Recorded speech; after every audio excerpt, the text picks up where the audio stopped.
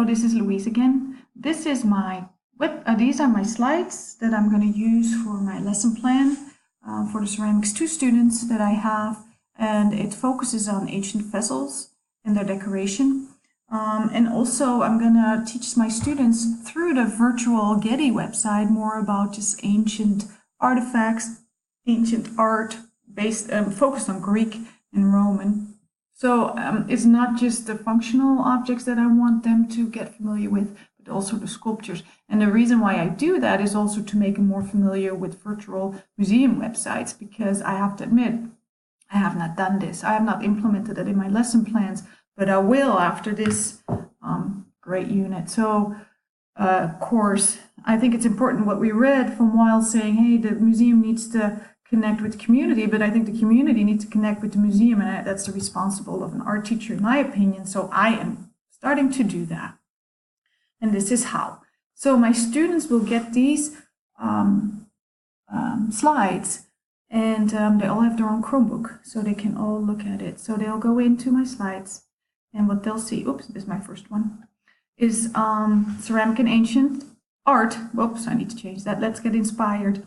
So they will read real quick what they're going to do, and they will they will learn, they will get familiar that they have to go on a virtual tour through the Getty Museum, and that they will answer questions about clay, wheel throw, sculpture functionality, and all the aspects that I'm going to teach in this lesson. So this is a link, and what I will do, they'll get prompts before they go in, so they will know where to go, the collection or the exhibition, and in this case they have to go to both, and they need to find pictures based correlating to the ancient art. So they cannot just get any picture, so they kind of need to scroll around and see what they find, and I'm hoping in the meantime they'll see all this awesome stuff and get familiar with the virtual website and what it has to offer. So that's how I'm trying to set this up, but it's my first one, so I probably will be changing it. So what they'll do, they'll go to the website, they go to, for example, exhibition and installation, they look up, okay, where can I find, Greek and Roman sculpture, so they'll go into that, and they'll find a picture that they like, they paste and copy it, and I also have prompted them that I need some background information, as well as why they like it and why they picked that picture. So, oops, I need to go back. So that's what they'll do. Oh, here it is. So they need to copy and paste each picture, find as much information about the where, what, why, who, and how about the art of their picture, and describe what they like. So they need to go into the exhibition as well as the collection and find a picture of each. And they have to find a functional object and a sculpture, because those are, and I know I should just focus on one functional object, but I like to do both. See how it goes. Then after and this is an example, and I'm not using that in class because they might just copy it. The reason why I wanted to give the link, so I know they went into the website and they didn't just Google an information, a page. So after they got inspired and got ideas of what they want to do, I want them to get more aware of how to create it and just the design part of their object. So they will go into elements and principles of art, and I have, and they will look at color, shape, composition. I'm having a hard time with my mouse. So here it is. So they will go into this one and answer questions about the composition. Is it a balance? Is it symmetric? About line, form, what kind of form do you recognize? After reading, and I hope they know all of this, but it'd be nice after reading these elements and principles of art. So I'll have them go into this, look at it, use the information, and create the slide for each picture and put that in. What elements of art do they recognize? What kind of composition do they recognize?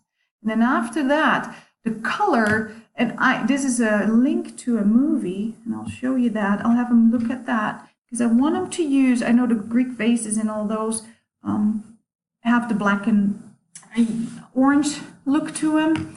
I want them to use, I don't have those. If I do that, I want to use that technique. I just have the regular top coat glazes. So what I want them to do, I want them to learn about how color was used. And I found this video that you see right here very interesting.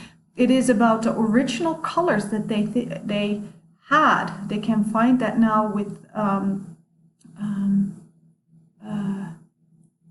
what is that called again? That blue light. Anyway, they find that ultraviolet light. There you go. And they find it, and in the end, I'm not going to make you watch the whole clip, but they figured out what colors they have. So I want my students to look at those colors, recognizing like what kind of color scheme is it.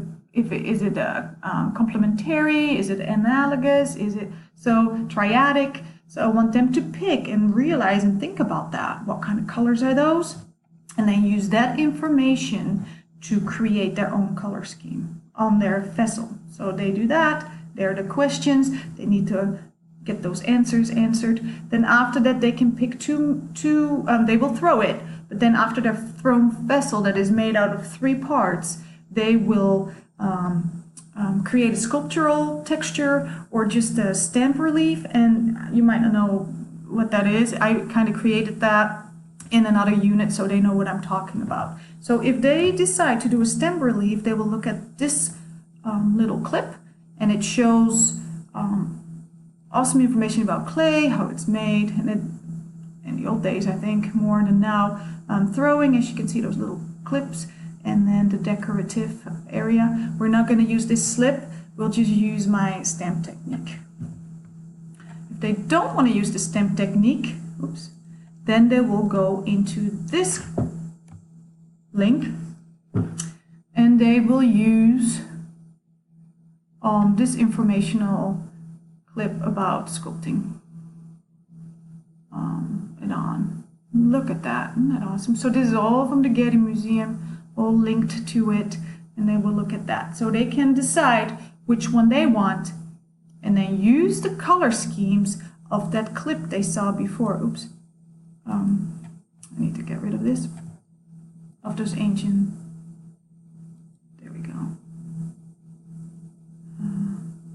I didn't make any cancel. So then after that, they sketch their ideas. It needs to be symmetric shape, 3 different parts, as you can see, the foot, the bowl, the handle, the color. They need to use the information that they got from that one clip about those old Roman and Greek statues, Roman, I think, yeah. And then the personal touch, what will they do, what kind of decoration, relief technique or sculpture, and then they have to take a picture of their sketch and or paste it in their slides that they will create. And then of course this is not my whole lesson plan, there's no grading rubric or anything like that, and it will also, I have a lot of talking in my class, I will talk in my class about it as well, but this is the part that I use the Getty Virtual Museum information in.